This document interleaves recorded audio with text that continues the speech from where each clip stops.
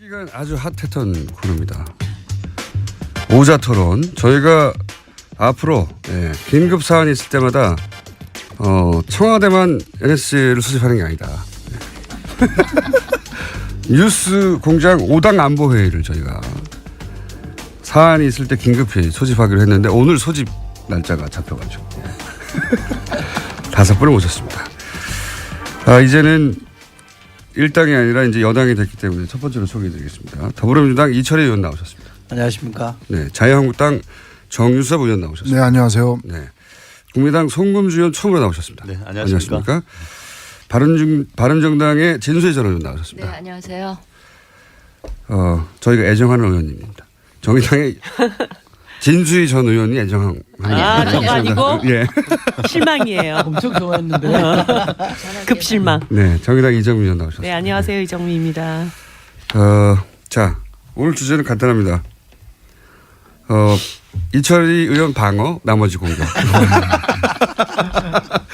저는 이정미 의원을 믿습니다. 권력을 주란 말이에요. 자, 그러면 이제 우선 여당이 됐으므로 네, 이철희 의원님께서 이낙연 총리 후보자 인사청문회가 이렇게 문제가 되고 있는데 이거 어떻게 해야 되느냐.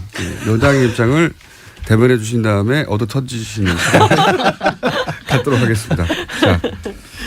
제가 이낙연 총리 후보자 청문위원으로 참여했던 사람이라 쟁점이 뭐였는지는 잘 알고 있고요.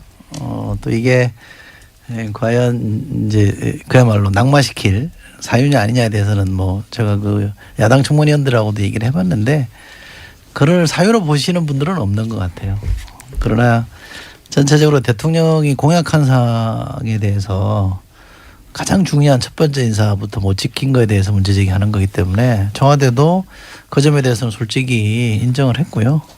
또 임종석 비서실장이 해명성 사과를 했기 때문에 저는 약간의 시간만 좀 지체될 뿐 크게 보면 협치의 틀은 저는 유지될 거라고 봐서 청와대나 저희 여당이 적극적으로 야당을 설득하고 또 인사청문회 기준이라 그럴까요? 인사 기준에 대해서 협의를 해 나간다면 원만하게 풀리지 않을까 싶습니다. 자, 이렇게 낮은 자세로 목소리마저 약간 비굴하게 제발 봐달라면 여당이 된 이철희 의원의 이야기가 있었고요. 여기 대해서는 뭐 지금 예. 순서대로 할 필요가 없기 때문에 말씀하실 분은 손 들어서 말씀하시면 됩니다. 예. 예. 누굽니다? 말씀해 주세요. 자유한국당 정유섭 의원입니다. 저도 이낙연 그 지사에 대해서 굉장히 의외였어요. 이게 4선 의원이시고 지사 지내고 그래가지고 그렇게 흠결이 없을 줄 알았는데 사람은 역시 털어서 먼지 안 나는 사람 없다. 그래가지고 완전한 사람은 없는 것 같습니다. 이낙연 의원이 과거 기준에 의하면 당연히 부적격이죠. 총리로서 그 도덕적인 흠결이 분명히 나왔습니다. 그것도 한두 가지가 아니라 여러 가지가 나왔어요. 그렇기 때문에 당연히 부적격인데 이거를 그러면 어떻게 할 거냐. 지금 뭐 엊그제 임종석 비서실장이나 우원식 여당 원내대표 얘기했듯이 지금 내각을 빨리 구성해야 되고 국정안정을 해야 되는데 지금 총리 인준 가지고 이렇게 끌 거냐 하는 그런 문제가 있어요. 그래서 저희는 생각이 이게 어쨌든 정치적인 타결이 있어야 되겠다. 정치적인 해법을 모색해야 되겠다. 흠결은 있지만 지금 상황을 봐서 이거를 인준하는 것에 관해서 정치적으로 각 당에서 협의를 해서 결론을 내줬으면 좋겠다 그렇게 생각을 합니다. 그러니까 그 결론을 어떻게 내려야 하는 거죠? 그럼 뭐 이제 우리 당에서 요구한 거는 뭐 대통령 유감 표명이다. 그다음에 어떤 기준을 세워라 뭐 이런 게 있었잖아요. 그런데 그런 조치들이 안 돼 있으니까 뭐 오늘 본회의하기 전에 각 당 원내대표들이 만난다든지 또는 대통령 하고 뭐 상의를 한다든지 해서 어떤 해법을 찾아야죠. 그냥 갈 수는 없잖아요. 대통령 사과가 아니면은 절대로 안 된다. 이게 입장인지 아닌지부터 궁금해요. 예. 원내대표끼리 만나야죠. 일단. 한 걸음 물러서신 듯. 예. 이게 빨리 굉장히 없애버려. 합리적이신데요. 네. 굉장히 합리적이시고 지나치게 합리적이어서 재미가 없어요. 왜 그랬어요 오늘? 전쟁을 치러올 줄 알았는데 예. 이렇게 스무스하게. 대선 때처럼 이렇게 치고받고 해야 되는데 다들 한쪽은 비굴하고 한쪽은 합리적이고. 자, 이 사안 그래서 대통령이 꼭 나와야 되는 거지. 왜냐하면 언론에서는 항상 계속 대통령이 사과해야 된다는 게 야당의 입장처럼 어떻습니까? 진수 제가 좀 의원님? 말씀드릴까요? 예, 네. 바른정당의 진수입니다. 이 문제는 임기 초기에 뭐 대통령의 높은 지지율로 그냥 적당히 덮고 넘어갈 문제는 결코 아니고요. 아마 여당도 그럴 생각은 아닌 것 같아서 이제 다행인데 네.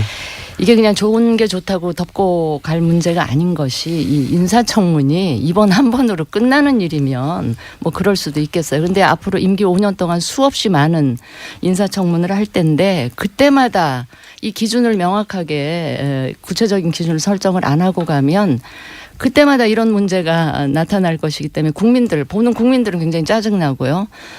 당하는 정부나 청와대나 여당 입장에서도 굉장히 피곤할 일이다 이렇게 생각을 해서 차제 물론 이제 이 조각이나 총리 인준이 조금 며칠 더 걸리더라도 이걸 좀 구체적인 기준 그러니까 적용할 수 있는 아주 이 기준을 좀 분명히 구체화해 놓고 가는 게 서로에게 좋겠다 이런 생각을 하고요. 저는 개인적으로 이 대통령께서 후보 시절에 이 5가지 기준을 너무나 구체적이고 분명하고 단호하게 이야기를 하시는 걸 보고 저 개인적으로 좀 불안했어요. 저거 지키기 굉장히 힘들 텐데. 해보신 그다음에 분으로서. 예. 장관도 해보신 분으로서. 다른 공약하고는 달리 이거는 취임하자마자 그렇죠. 나타나는 일이기 때문에 저렇게 해서는 안 될 텐데 내심 불안해했는데 이제 그게 현실로 예를 들어서 닥쳤습니다. 위장 전입 같은 경우에요. 용어가 네, 네. 굉장히 무섭긴 한데. 예. 그러니까 제가 이제 다행히 예. 국정기획위원회에서도 그렇고 여당 입장에서도 좀 더 구체적인 기준을 마련하겠다고 나오니까 그건 다행이고요. 예. 그거를 해야지 안 그러면 그렇죠. 지금 뭐 이 정부는 다를 줄 알았는데 막상 굉장히 신선하고 굉장히 여성도 많이 예. 등용하고 그래서 국민들이 박수 치는데 뚜껑 열어보니까 이런 상황이라서 다들 이제 실망이 됐을 텐데 조금 예컨대 위장 전입의 경우는 부동산 투기 목적 이외에 다른 네. 거는 좀 용인해 이렇게 주자는 풀어주는 이제. 거라든지 국정 문제도 아들의 경우 병역 기피의 의도가 있지 않은 경우는 조금 풀어준다든지 이런 기준을 좀 구체화하는 게 필요하고요. 지금 대통령 사과가 꼭 필요하냐 안 하냐 이 문제는 이게 지금 후보에서 대통령이 되신 지 정말 얼마 안 되셨잖아요. 그러니까 국민들 기억 속에 그 약속한 게 너무나 분명하고 우리 흔히 하는 얘기로 잉크도 안 마른 뭐 이런 거기 때문에 대통령께서 꼭 사과가 아니라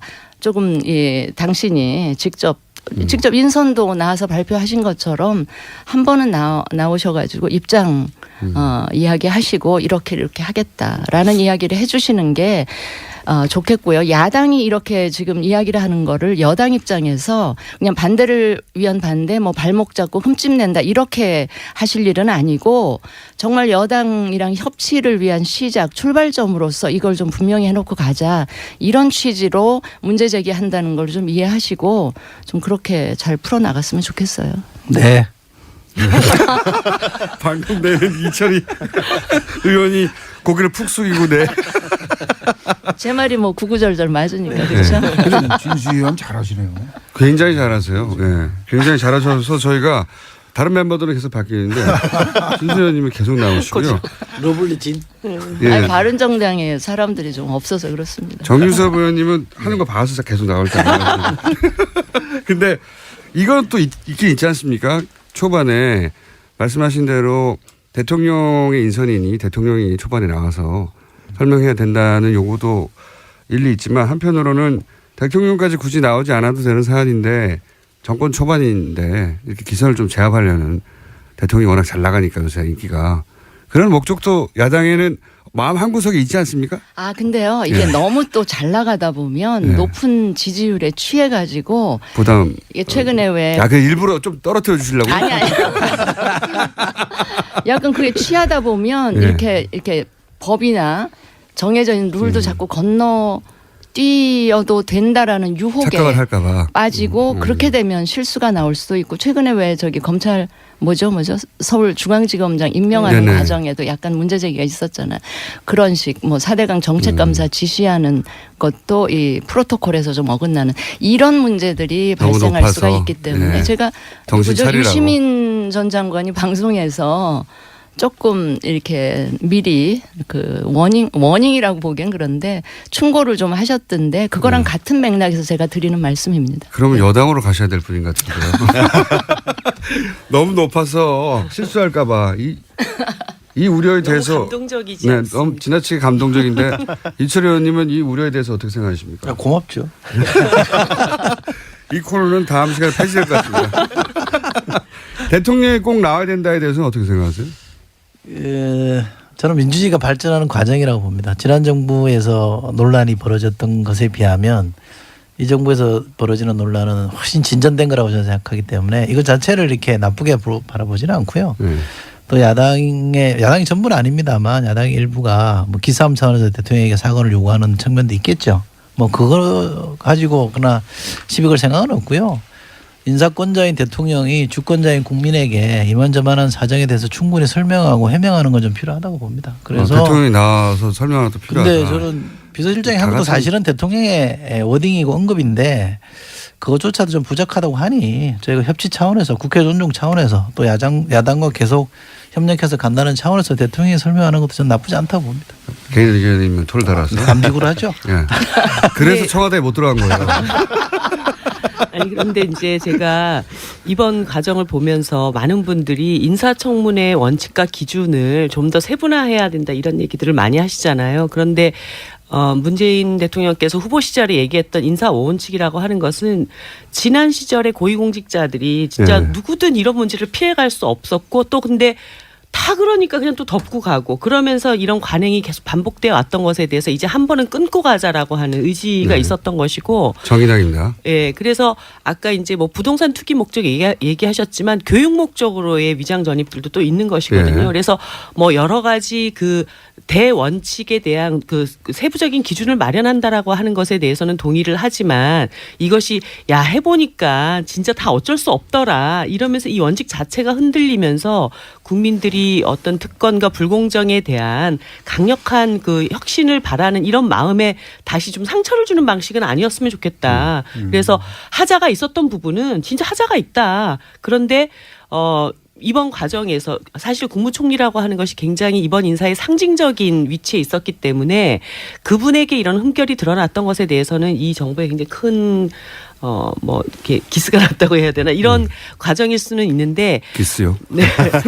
근데 저렴한 표현은 뭐라고 표현을 아무튼 흠집이라고 해주시죠. 흠집. 근데 이제 전반적인 국정 운영을 해가는 과정에서 이번 인사가 낙마되는 과정까지 가게 된다면 이 정부의 첫 출발에 굉장히 큰 어려움을 겪게 되기 때문에 이번 문제에 대해서는 좀 겸허히 반성하고 수용해 달라 이런 요구를 하고 또 야당들은 이 문제를 계기로 해서 앞으로의 인사 과정에서는 좀 철저하게 더 청와대 자체의 검증이 필요하다 이런 경고를 주고 이렇게 수습돼 가는 게 맞지 않을까 그런 정의당에서는 대통령 사과 혹은 대통령이 직접 해명이 필요하다 안 필요하다? 저는 사실은 대통령께서 직접 나와서 얘기를 하시는 것도 나쁘지 않다고 생각을 했어요. 근데 나쁘지 그것이 이제 하나의 반드시 통과돼야 될 관문이다. 이렇게까지 보는 것에 대해서는 뭐 저희들이 그것이 꼭 필요하다 이런 입장을 한 번도 낸 적이 없기 때문에 다만 이번 인사청문 과정에서 특히 총리 인선 과정에서 이런 하자가 발생했던 것에 대해서는 청와대 차원에서 이제 정확한 입장 표명이 필요한데 사실 이제 대변인께서 나오셔서 원칙과 현실 사이에 기계적 결합이라고 하는 대변인이 아니라 비서실장입니다. 비서실장 죄송해요. 이 기계적 결합이라는 것이 참 어렵더라. 그래서 결국 우리가 그런 원칙을 세웠지만 현실에서는 그게 다 적용되지는 않는다라고 하는 뉘앙스로 이 이야기가 좀 전달되는 바람에 그 뭐야? 비서실장의 뭐 해명이 좀 부적절했다. 네, 좀 그런 그러면 뉘앙스를 이철희 줬죠. 의원님이 보강해 주셔야죠 그러면. 그 하자가 있다.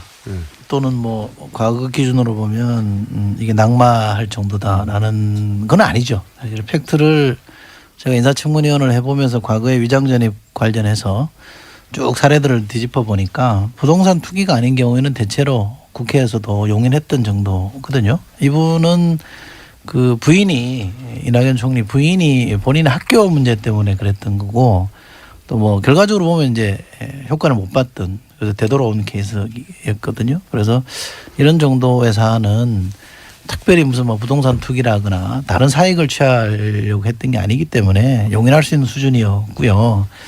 큰 하자라 그러는데 좀 굉장히 섭섭하게 들립니다. 예. 아니 큰 하자는 아니고요. 아니 말씀하시고 제가 말씀을 드릴게요. 아니 진수입니다. 아니, 그러니까 근데 이게 하는 인사에 과거 정부하고 비교를 아니, 물론 하면 안 그렇습니다. 되고요. 과거에는 그렇습니다. 부동산을 사랑해서 했다는 분들도 있었어요. 아니 대통령 본인의 입으로 해명이, 예. 입으로 얘기한 이제 원칙하고 달라진 점, 어쨌든 그 점 때문에 대통령이 그런 공약을 했기 때문에 예. 아니, 그러니까 근데 제가 그 드리고 부분을 싶은 좀 정리를 말씀은 해야 될 것 같아요. 송금주 의원님 네.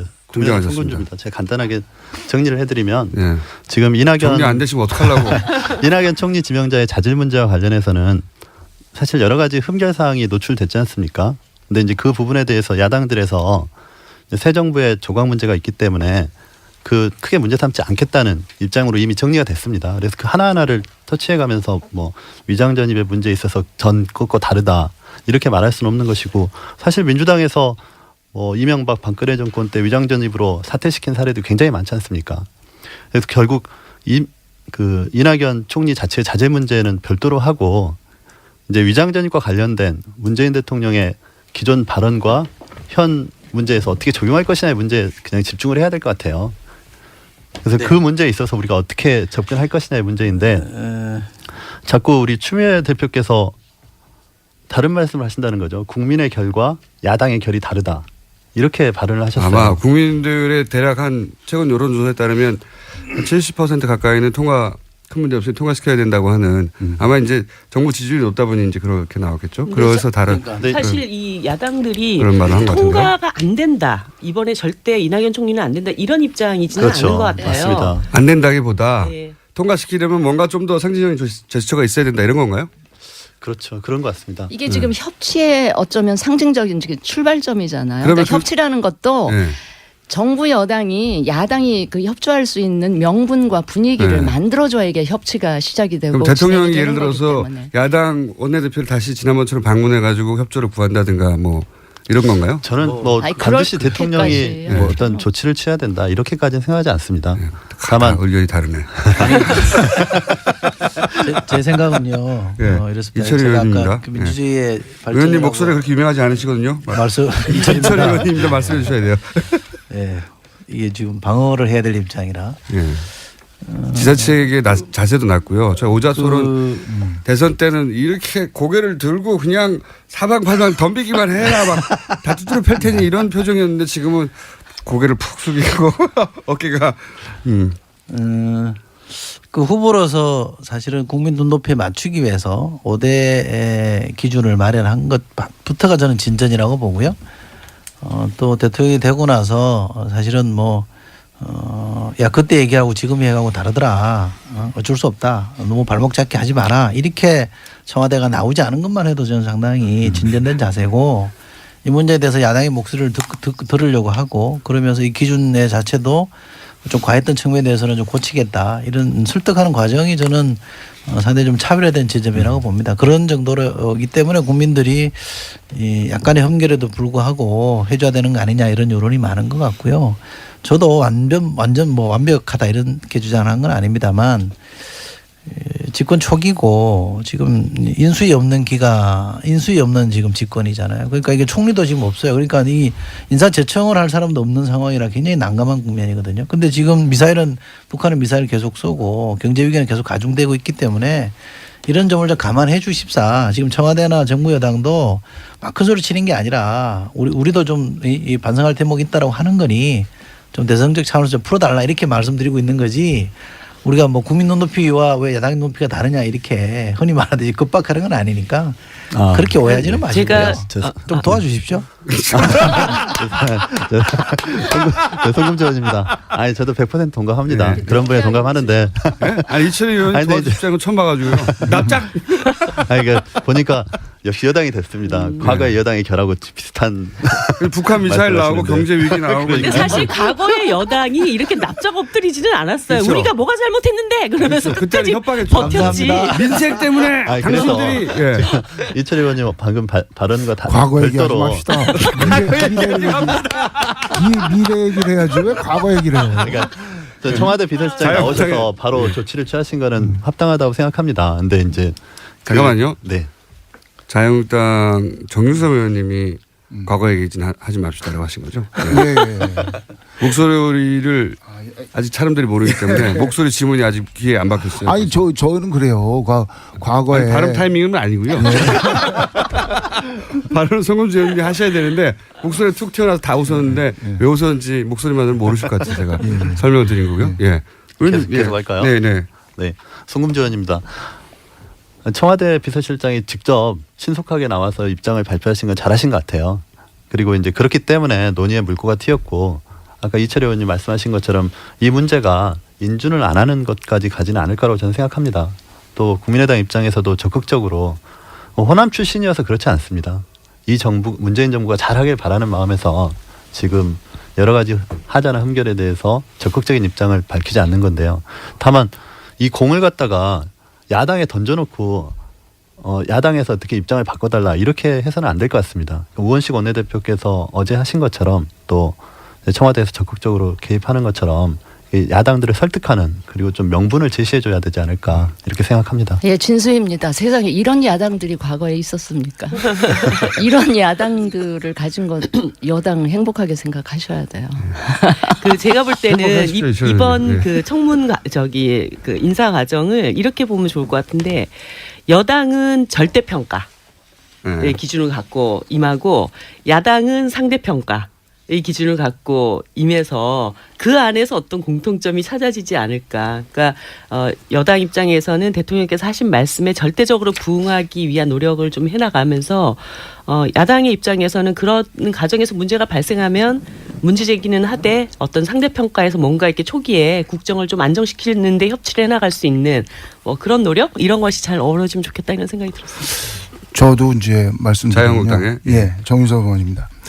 저희도 뭐 이 새 정부 출범하는데 발목 잡고 싶은 생각은 없어요. 있는 것 같으시던데. 없어요. 근데 보면 이 위장전입이 벌써 그 이낙연 총리 후보 또 김상조 또 강경화 이 계속 나오잖아요. 그러니까 기준은 분명히 하고 또 문 대통령이 후보 시절에 얘기한 5대 배제 원칙을 절대 임명 안 하겠다고 했던 거에 대한 유감 표명은 있어야죠. 그리고 정치적인 타협을 해야지 이게 계속 나올 겁니다.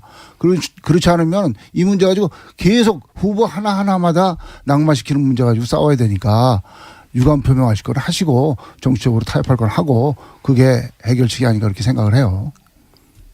다들 이철희 의원님을 듣고 봐야 제가 이번에 그 과정에서 좀 아쉬웠던 게 김상조 교수님 건이었는데 갑자기 이제 이낙연 총리 인사청문 과정에서 김상조도 위장 막 이러면서 이제 좀 네. 업되는 게 있었잖아요. 근데 나중에 보니까 김상조 교수의 내용은 사실 위장 전입이라고 얘기하기가 굉장히 좀 뭐 우편물 받으려고 주소 이전해놓고 이랬던 과정이더라고요. 그래서 자기 집에 살지만 않으면 다 위장전입니까? 예, 그래서 제가 좀 아쉬웠던 게 뭐였냐면 강경화 그 장관 인사를 미리 위장전입 문제를 미리 이제 공개를 네네. 했잖아요. 그럴 때 김상조 교수님도 이렇게 사전에 이거를 파악했을 때 국민들이 위장전입이라고 이렇게 인식하지 않을 수 있는 이런 과정이 있었는데 우리가 봤던 이거는 큰 문제가 아니었습니다를 미리 딱 얘기를 했으면 거기에다가 위장전입이라는 표현을 굳이 쓰면서 근데 그거 말고는 표현 네. 단어가 없어요. 법적으로는 위장전입이에요.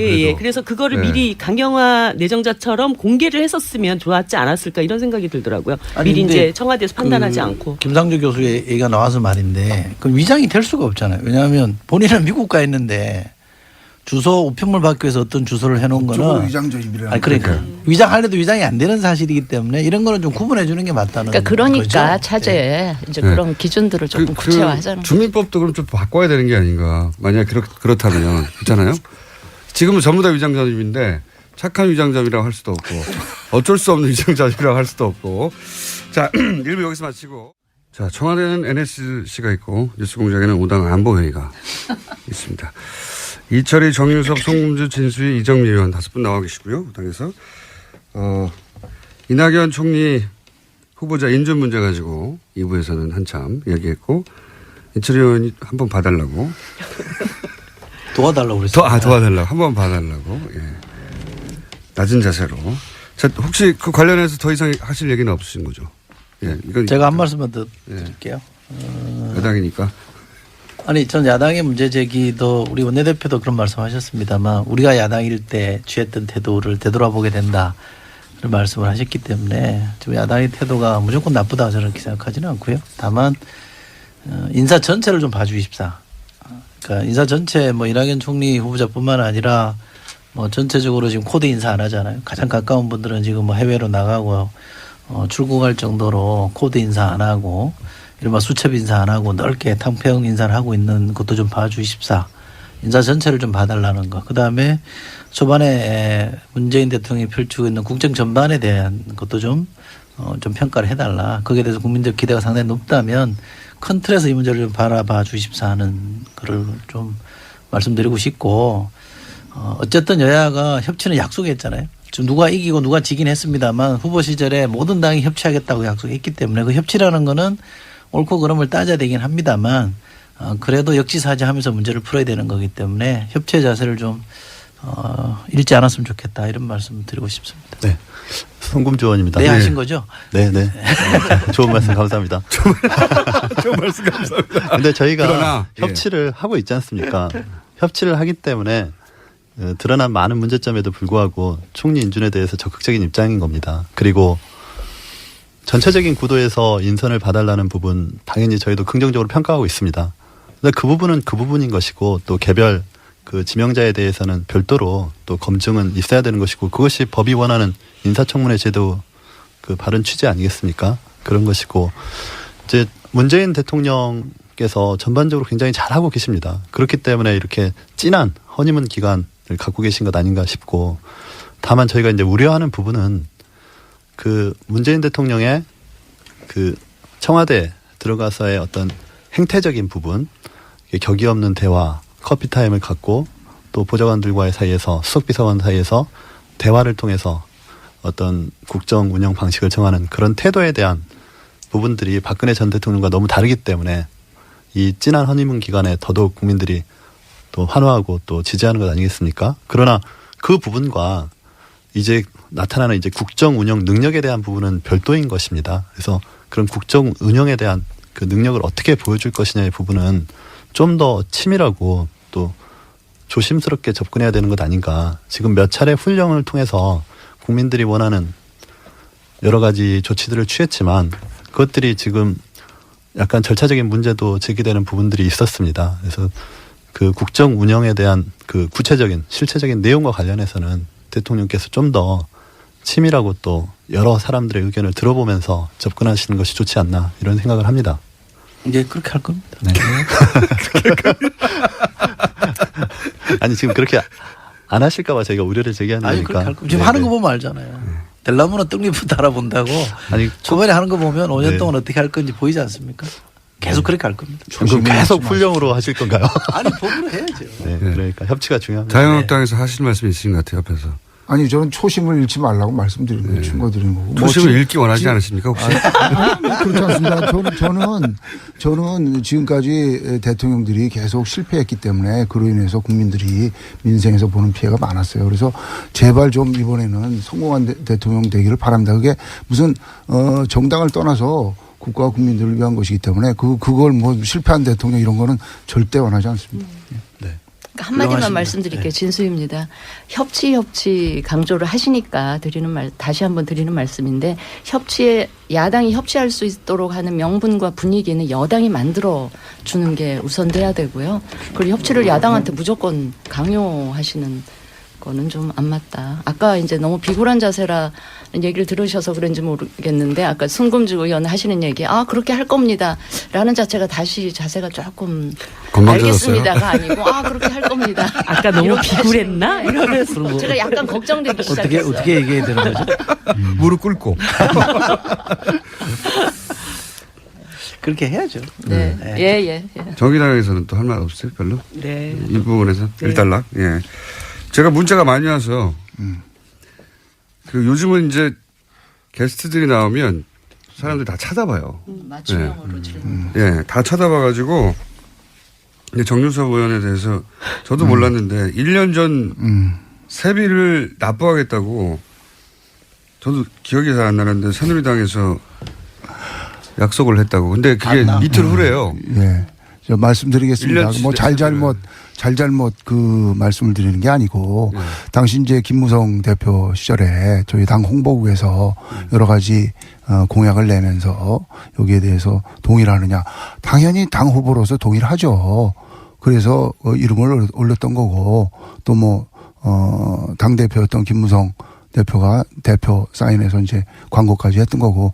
그러니까 당 홍보국에서 정한 일을 따른 건데 그렇다면 지금도 당에서 결정해줘야지 개인 보고 어떻게 이거 어떨 거냐 묻는 것은 그건 뭐 맞지 않다고 보고요. 당에서 결정을 하는 대로 따르겠습니다. 근데 그 당이 없어진 상태라 가지고 지금 애매해진 거. 상호 변경되죠. 상호. 대표이사 구속.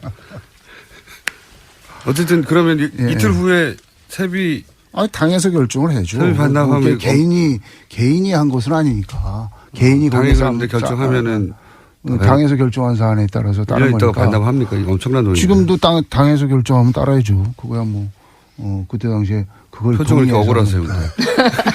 좀 억울하죠.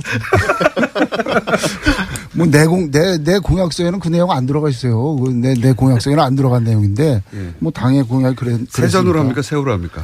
모르겠습니다. 근데 제가 결정 안 한다. 이거 말하는 사람이 많아요. 근데 하필 이틀 후라 제가 한번 여쭤봤습니다. 그런 저도 몰랐는데 문자가 굉장히 많이 오네요. 이거 큰일 났어요. 문자 온다고 뭐 지금 문자 폭탄 뭐 한두 번 받아봤어요. 문자 폭탄에 대해서 하실 말씀 없습니까? 이철희 의원님?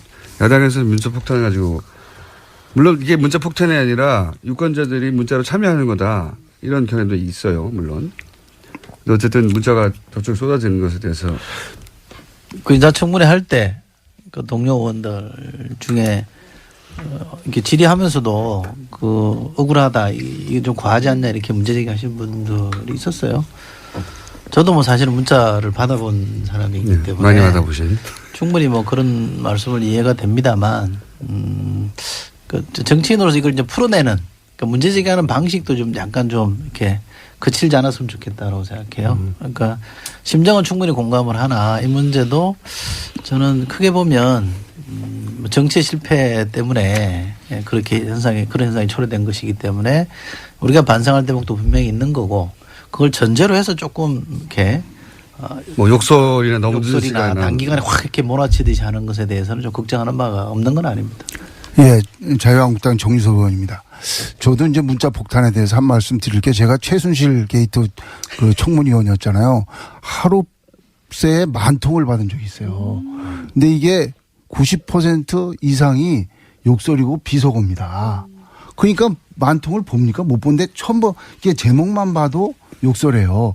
이거는 건전한 비판이 아닙니다. 이건 비상식적인 행위고 이거는 뭐 대중 속에서 숨어서 공격하는 일종의 폭력행위예요. 그래서 이게 우리나라가 그래도 50년, 60년 민주주의를 했는데 건전한 비판하고 폭력행위하고는 다른 겁니다. 그래서 저는 이걸 뭐 어떤 사람은 이거는 뭐 정치 비판이라고 하는데요. 이걸 그런 식으로 무슨 양성화식으로 보면요. 이거는 국가가 천박해지는 겁니다. 좋은 말로 할 수 있잖아요. 좋은 말로. 욕지거리, 비속어 이렇게 해가지고 하는 거를 건전한 비판이라고 하면 그거는 이런 거는 비판을 하더라도 좋은 말로 해야 된다. 저는 그렇게 말씀드리고 싶습니다. 네, 제가 한 말씀 드릴게요. 네. 예, 국민의당 송금주 의원입니다.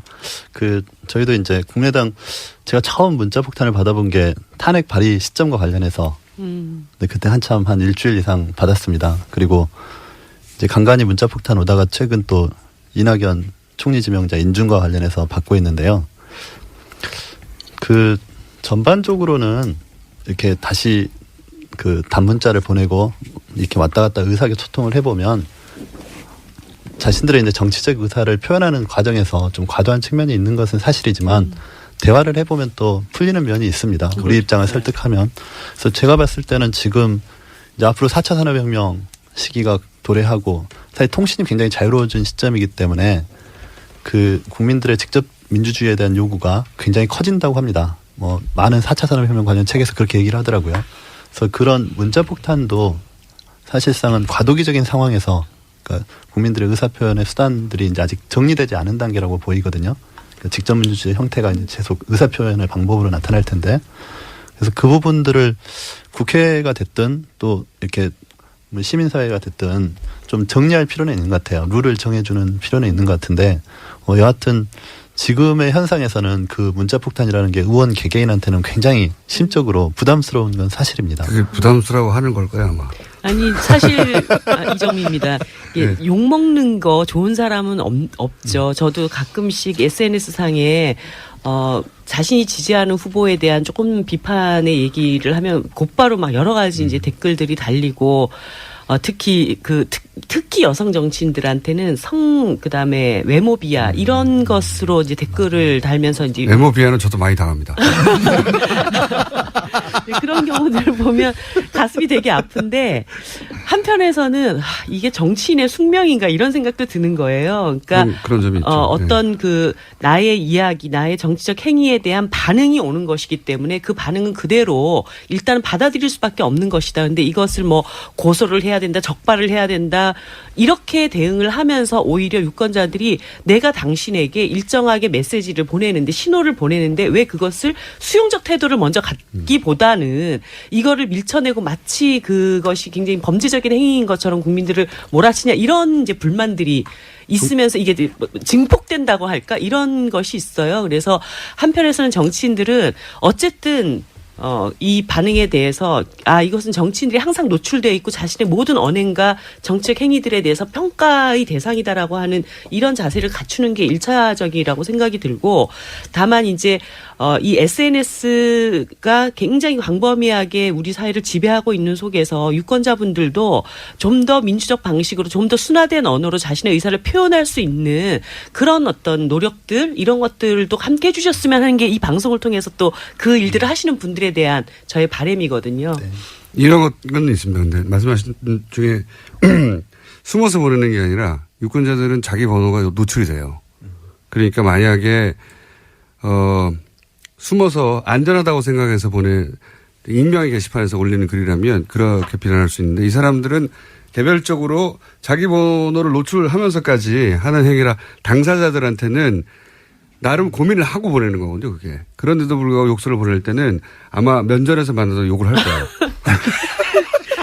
아니 근데 이런 게 있더라고요. 그 지난 대선 때 우리 이제 심상정 후보한테 막판에 이제 사표론이 막 일면서 굉장히 과격한 언어로 막 문자를 보내시거나 그다음에 그 SNS에 댓글을 다셨던 어떤 한 분이 대선이 끝나고 난 다음에 심상정 대표한테 문자를 보내셔가지고 그때는 자기가 정말 정권 교체가 안 될까 봐 너무너무 마음이 불안하고 힘들어서 그런 얘기를 했는데 지금 와서 다시 이렇게 보니까 정신이 돌아오고 보니 너무 과한 언어로 그렇게 해서 죄송하다 이런 문자가 또 오시기도 하더라고요. 맞아요. 그분들 하나는 개별적 행동이라 모여서 보내자 하고 보내는 게 아니라 보내놓고도 고민하고 보낼 때도 고민해요, 실제. 근데 그런 사람이 그렇게 많은 거죠. 많더라고요. 네. 실제로 그렇게 많은 저는 거죠. 그 탄핵 전인가요? 개헌 논란이 있어요. 제가 개헌파로 찍혔는데 저는 개헌 입장이 아니었거든요. 개헌에 반대 입장이었는데 네. 누군가가 이렇게 캡처를 해서 보내준 거 보니까 개헌파 중에 한 사람으로 지목을 해서 누가 올려놨더라고요. SNS에서. 그래서 문자가 막 들어오길래 저는 개헌 아닙니다. 개헌에 동의하지 않습니다. 그리고 특히 대선 전 개헌은 동의하지 않습니다. 개헌 필요성은 인정하나. 이렇게 답장을 보냈더니 제가 잘못 알았다고 그렇다면 제가 죄송하다고 이런 문자를 보내는 거 보면 그 언어를 약간 격하게 쓰시는 분들이 있긴 하지만 대체로는 자기 주장을 하기 위해서 문자를 보내는 건 그렇죠. 분명한 것 같아요. 근데 이게 어깨동무하고 어디 모여가지고 갑자기 확 보내는 게 아니거든요. 근데 그렇게 오해하기 쉽죠. 근데 한 번에 오니까. 중간에 정보를 좀 왜곡하시는 분들은 좀 있는 네, 것 네. 같아요. 그거는 조금 좀 주의를 해야 될 것 같아요. 칭찬 문자는 혹시 못 받아보셨습니까? 칭찬이요? 예. 칭찬도 있죠. 근데 칭찬은 한 1, 2%? 1, 2%. 네, 진수입니다. 예. 저는 뭐 현역이 아니라서 그렇게 우려할 만한 문자 폭탄을 받지는 않는데 그 아까 이정미 의원 그 얘기하신 거에 저는 전적으로 동감을 해요. 그런데 그게 이렇게 머리로는 이해를 하면서도 마음으로는 상처를 그렇죠. 맞습니다. 입거든요. 네. 근데 이제 그런 상처 입음으로 인해서 본인의 평소의 정치 그 소신이랄까 이 철학이랄까 이런 게 좀 위축되거나 그러지 않았으면 좋겠는데 정치인들도 사람이고 또 네. 유권자들의 표를 늘 의식해야 되기 때문에 아마 영향을 받을 텐데 아까 정유섭 의원 얘기처럼 그게 인신공격이나 무차별 언어폭력의 수준까지 가면 이제 국격의 문제와도 관련이 되니까 보내기 전에 한 번쯤은 생각하고 보내시는 게 좋겠다 이런 모범 답안을 말씀을 드립니다. 예. 알겠습니다. 자, 시간이 별로 안 남아서 열심히 잘못한 걸 얘기했으니까 혹시 칭찬할 거리는 없습니까? 20일째인데 저는 진짜 하나만. 뭐 굉장히 뭐 여러 가지 얘기를 드리고 싶지만 특수활동비 문제 있잖아요. 특수활동비. 대통령의 특수활동비를 스스로 한 절반 가까이 그 없애버린 거. 이걸 딱 보면서 사실 저는 그게 이해가 좀 많이 안 됐어요. 그 수많은 돈을 영수증 처리하지 않고 공직자가 세금을 가지고 이렇게 마음껏 쓸 수 있다라고 하는 것이 과연 그렇게 써야 할 용처가 그렇게 많을까? 그렇게 많은 돈이 필요할까? 이 점에 대해서는 저는 이전부터 그것에 대해서 굉장히 좀 답답했었거든요. 근데 이번에 대통령께서 그렇게 선도적으로 이 문제를 딱 제기했다고 저는 생각을 하고, 그래서 뭐 국회에서도, 대통령께서 그렇게 하셨으니까 국회도 좀 약간 이 특수활동비 문제를 탁 털고, 국민들 앞에 좀, 멋진 개혁 국회요? 이런 것들을 보여주면 좋겠다. 국회 특수활동비들이 많이 있잖아요. 그런 생각이 들었어요. 국회가 그렇게 좋아하지는 않을 것 같은데요. 아니, 그러니까 보면은 뭐 국회도 연간 한 86억 정도 쓰는 걸로 알고 있는데 이렇게 되면 막 국회의장님한테 혼나는 거 아니야, 나. 네, 아무튼 그렇게 그 세비를 영수증 없이 처리해서 쓸 수 있는 돈이 너무 과도하게 많은 거 아닌가? 네. 특히 이제 국가정보원 같은 경우도 이런 특수활동비로 거기가 아주, 댓글 알바들 조직하고 뭐 이런 데 썼다라고 하는 게 드러나고 있잖아요. 그럴 때 약간 이 국정원이나 이런 쪽도 문제를 해결하려면 국회가 선도적으로 야, 우리도 특수활동비 이제 공개적으로 꼭 써야 될 때는 영수증 처리해서 우리가 쓸 수 있으니까. 국회하고 국정원하고 규모가 어마어마하게 차이가 나는데. 네. 국정원이 거의 절반이더라고요, 특수활동비에. 그렇게 해가지고 국정원 그 특수활동비도 뭔가 제약할 수 있는 방안들을 국회가 좀 이끌어내고 이러면 좋겠어요. 청와대면 줄이면 안 되나요? 특수활동비 뭐. 알겠습니다. 예, 저는 없습니다. 진심입니다. 특수활동비가. 예. 잘한 거 글쎄요. 저는 이제 늘 정치하면서 네. 그러니까 우리 국민들은 아주 사소한 거에 감동할 준비가 늘 되어 있는데 왜 저 국민들을 감동을 못 시키나 하는 게 늘 제 답답함이었고 그랬는데 하여튼 문재인 대통령은 지금 그렇게 국민을 감동시키고 있는 거는 정말 박수를 쳐드리고 싶고 근데 이게 지금 상대평가 기간이다 보니까 상대평가. 예. 제가 생각하기에 이게 누가 됐더라도 전임 대통령이 워낙에 그랬기 때문에 다 박수를 받을 것 같긴 한데 뭐 문재인 대통령은 더 잘하고 계시고요.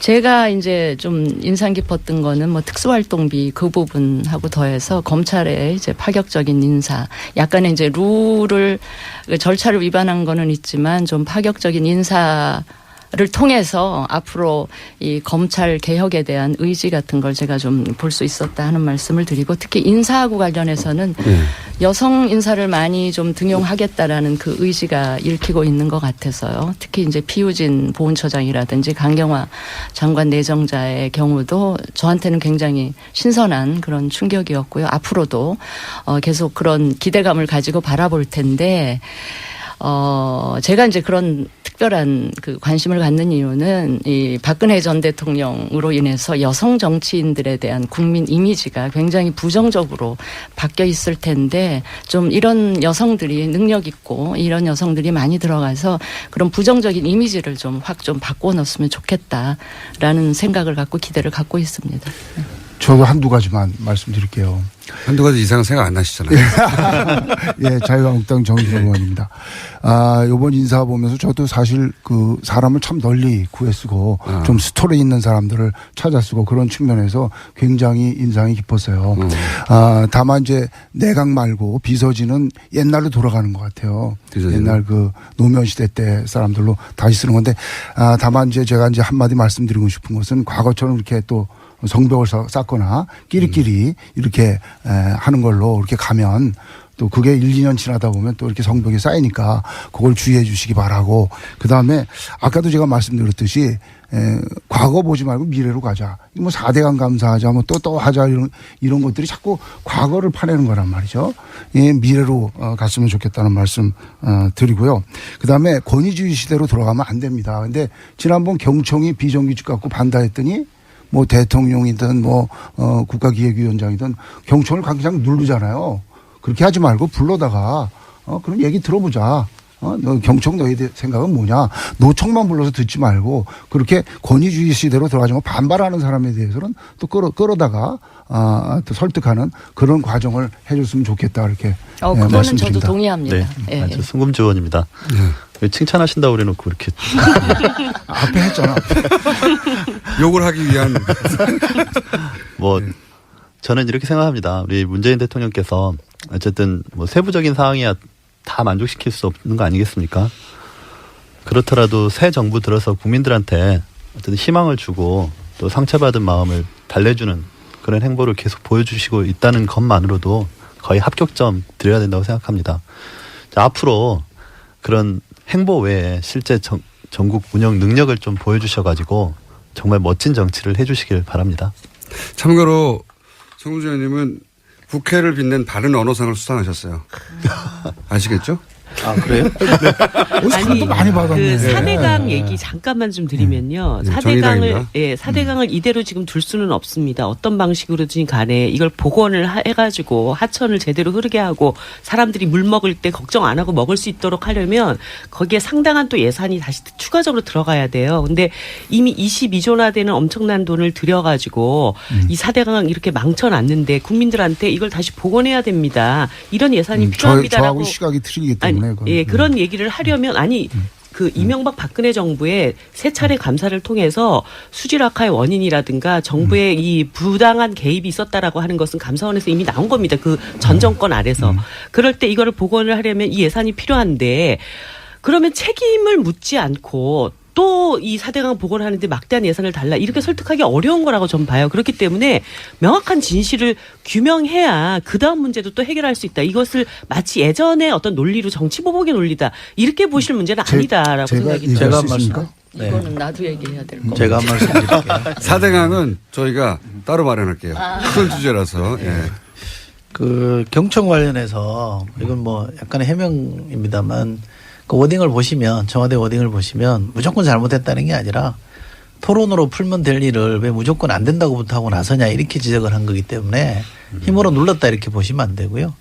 지금 문재인 정부는 힘으로 뭘 이렇게 누르고 대통령 권위로 이렇게 짓누르고 하는 거는 거의 없습니다. 그러니까 그런 오해는 좀 푸셨으면 좋겠고 잘한 점을 얘기하라고 그러니까 이걸 네. 할까 말까 고민이 많이 되는데 그래도 했다가 입국가 날지 몰라서 어느 정당이라고 제가 말씀 안 드리겠습니다만 한때 40% 넘는 지지를 가지고 있던 정당이 지금은 지난주 금요일 날 갤럽 어느 조사 정당이라고 보니까 말씀 안 하신다는 게 그게 너무 그 더 디스 같아요.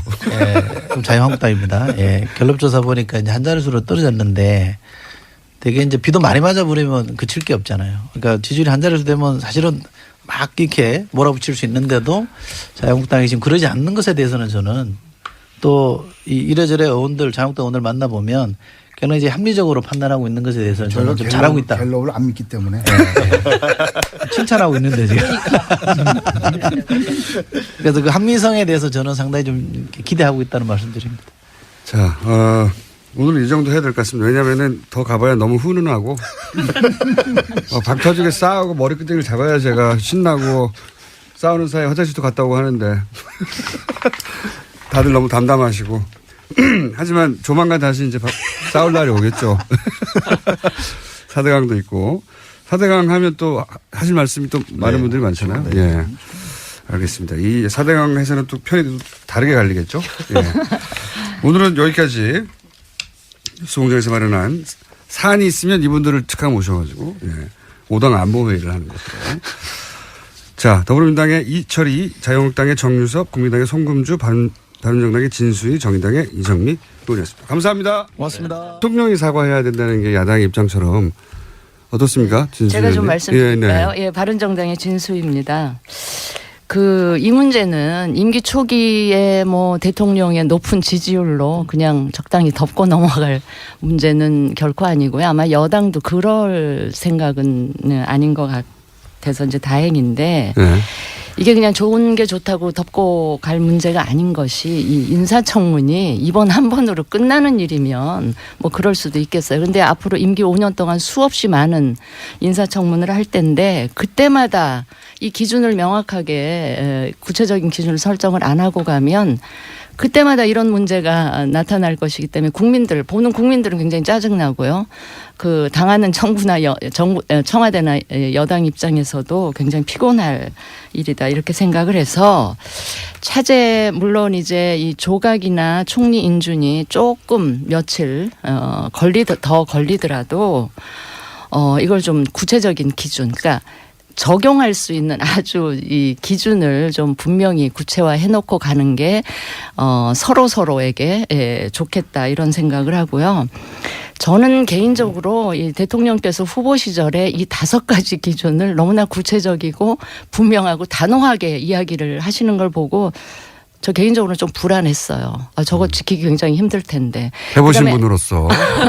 예. 장관도 해보신 분으로서. 다른 공약하고는 달리 이거는 취임하자마자 그렇죠. 나타나는 일이기 때문에 저렇게 해서는 안 될 텐데 내심 불안했는데 이제 그게 현실로 예를 들어서 닥쳤습니다. 위장전입 같은 경우에요. 용어가 네. 굉장히 무섭긴 한데. 예. 그러니까 제가 이제 다행히 예. 국정기획위원회에서도 그렇고 여당 입장에서도 좀 더 구체적인 기준을 마련하겠다고 나오니까 그건 다행이고요. 네.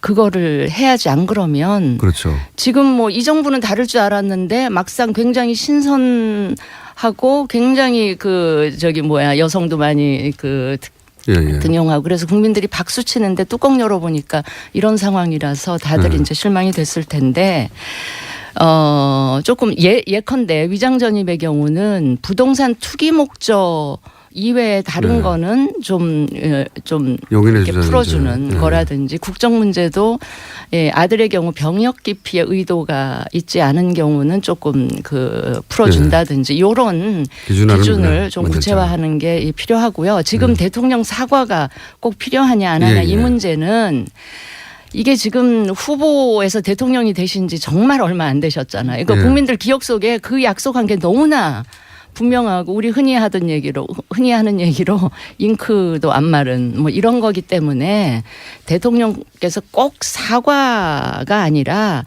조금 당신이 직접 인선도 나와서 발표하신 것처럼 한 번은 나오셔가지고 입장 이야기하시고 이렇게 하겠다라는 이야기를 해주시는 게 좋겠고요. 야당이 이렇게 지금 이야기를 하는 거를 여당 입장에서 그냥 반대를 위한 반대 뭐 발목 잡고 흠집낸다 이렇게 하실 일은 아니고 정말 여당이랑 협치를 위한 시작 출발점으로서 이걸 좀 분명히 해놓고 가자 이런 취지로 문제 제기한다는 걸 좀 이해하시고 좀 그렇게 잘 풀어나갔으면 좋겠어요. 네. 방금 내는 이철희 의원이 고개를 푹 숙이고 제 말이 뭐 구구절절 맞으니까 그렇죠. 진수희 의원 잘하시네요. 굉장히 잘하세요. 예. 굉장히 잘하셔서 저희가 다른 멤버들은 계속 바뀌는데 진수 의원님은 계속 나오시고요. 러블리진. 예. 아니, 바른정당에 사람들이 좀 없어서 그렇습니다. 정유섭 의원님은 하는 거 봐서 계속 나올 텐데. 근데 이건 또 있긴 있지 않습니까? 초반에 말씀하신 대로 대통령의 인선이니 대통령이 초반에 나와서 설명해야 된다는 요구도 일리 있지만 한편으로는 대통령까지 굳이 나오지 않아도 되는 사안인데 정권 초반인데 이렇게 기선을 좀 제압하려는 대통령이 워낙 잘 나가니까 요새 인기가 그런 목적도 야당에는 마음 한구석에 있지 않습니까? 근데요 이게 너무 또 잘 나가다 보면 높은 지지율에 취해가지고 부담. 이게 최근에 왜 그 일부러 좀 떨어뜨려 주시려고? 아니 약간 그게 취하다 보면 이렇게 법이나 정해져 있는 룰도 자꾸 뛰어도 된다라는 유혹에 착각을 할까봐 빠지고 그렇게 되면 실수가 나올 수도 있고 최근에 왜 저기 검찰 뭐죠 서울중앙지검장 임명하는 네네. 과정에도 약간 문제제기가 있었잖아요. 그런 식 뭐 4대강 정책감사 지시하는 것도 이 프로토콜에서 좀 어긋나는 이런 문제들이 너무 발생할 높아서. 수가 있기 때문에 네. 제가 정신 그저 차리라고. 유시민 전 장관이 방송에서 조금 이렇게 미리 그 워닝이라고 보기엔 그런데 충고를 좀 하셨던데 그거랑 같은 맥락에서 제가 드리는 말씀입니다. 그러면 여당으로 가셔야 될 분인 것 같은데요. 너무 높아서 실수할까봐 이 우려에 대해서 너무 감동적이지 네, 않습니까? 너무 지나치게 감동적인데 이철희 의원님은 이 우려에 대해서 어떻게 생각하십니까? 고맙죠. 이 코너는 다음 시간에 폐지될 것 같습니다. 대통령이 꼭 나와야 된다에 대해서는 어떻게 생각하세요? 저는 민주주의가 발전하는 과정이라고 봅니다. 지난 정부에서 논란이 벌어졌던 것에 비하면 이 정부에서 벌어지는 논란은 훨씬 진전된 거라고 저는 생각하기 때문에 이거 자체를 이렇게 나쁘게 바라보지는 않고요. 또 야당이 전부는 아닙니다만 야당의 일부가 뭐 기싸움 차원에서 대통령에게 사과를 요구하는 측면도 있겠죠. 뭐 그거 가지고 그러나 시비 걸 생각은 없고요. 인사권자인 대통령이 주권자인 국민에게 이만저만한 사정에 대해서 충분히 설명하고 해명하는 건 좀 필요하다고 봅니다. 그래서 대통령이 나와서 설명하는 것도 필요하다. 근데 저는 비서실장이 한 다 것도 같이 사실은 대통령의 워딩이고 언급인데 그것조차도 좀 부족하다고 하니 저희가 협치 차원에서 국회 존중 차원에서 또 야당과 계속 협력해서 간다는 차원에서 대통령이 설명하는 것도 저는 나쁘지 않다고 봅니다. 개인 의견이면 토를 달아서. 감직으로 하죠. 예. 그래서 네. 청와대에 못 들어간 거예요. 아니 그런데 이제 제가 이번 과정을 보면서 많은 분들이 인사청문회 원칙과 기준을 좀 더 세분화해야 된다 이런 얘기들을 많이 하시잖아요. 그런데 문재인 대통령께서 후보 시절에 얘기했던 인사 5원칙이라고 하는 것은 지난 시절에 고위공직자들이 진짜 네. 누구든 이런 문제를 피해갈 수 없었고 또 근데 다 그러니까 그냥 또 덮고 가고 그러면서 이런 관행이 계속 반복되어 왔던 것에 대해서 이제 한 번은 끊고 가자라고 하는 의지가 네. 있었던 것이고 정의당입니다. 예, 그래서 아까 이제 뭐 부동산 투기 목적 얘기하셨지만 교육 목적으로의 위장 전입들도 또 있는 것이거든요. 예. 그래서 뭐 여러 가지 그 대원칙에 대한 그 세부적인 기준을 마련한다라고 하는 것에 대해서는 동의를 하지만 이것이 야 해보니까 진짜 다 어쩔 수 없더라 이러면서 이 원칙 풀리지 않을까 싶습니다. 자, 이렇게 낮은 자세로 목소리마저 약간 비굴하게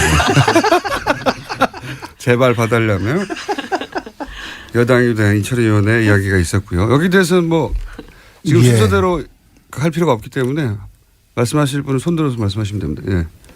예. 예. 누굽니다? 말씀해 주세요. 자유한국당 정유섭 의원입니다. 네. 저도 이낙연 그 지사에 대해서 굉장히 의외였어요. 이게 4선 의원이시고 지사 지내고 그래가지고 그렇게 흠결이 없을 줄 알았는데 사람은 역시 털어서 먼지 안 나는 사람 없다. 그래가지고 완전한 사람은 없는 것 같습니다. 이낙연 의원이 과거 기준에 의하면 당연히 부적격이죠. 총리로서 그 도덕적인 흠결이 분명히 나왔습니다.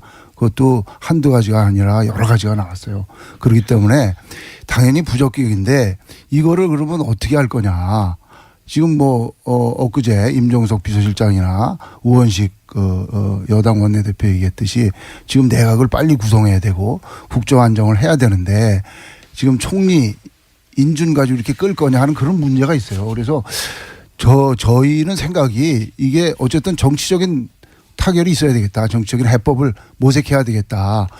흠결은 있지만 지금 상황을 봐서 이거를 인준하는 것에 관해서 정치적으로 각 당에서 협의를 해서 결론을 내줬으면 좋겠다 그렇게 생각을 합니다. 그러니까요. 그 결론을 어떻게 내려야 하는 거죠? 그럼 뭐 이제 우리 당에서 요구한 거는 뭐 대통령 유감 표명이다. 그다음에 어떤 기준을 세워라 뭐 이런 게 있었잖아요. 그런데 그런 조치들이 안 돼 있으니까 뭐 오늘 본회의하기 전에 각 당 원내대표들이 만난다든지 또는 대통령 하고 뭐 상의를 한다든지 해서 어떤 해법을 찾아야죠. 그냥 갈 수는 없잖아요. 대통령 사과가 아니면은 절대로 안 된다. 이게 입장인지 아닌지부터 궁금해요. 예. 원내대표끼리 만나야죠. 일단. 한 걸음 물러서신 듯. 예.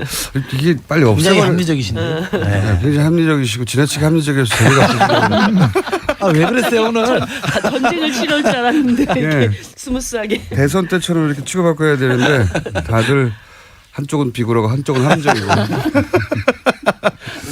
자, 이 사안 그래서 대통령이 꼭 나와야 되는 거지. 왜냐하면 언론에서는 항상 계속 대통령이 아주 핫했던 코너입니다. 오자토론. 저희가 앞으로 긴급 사안이 있을 때마다 청와대만 NSC를 수집하는 게 아니다.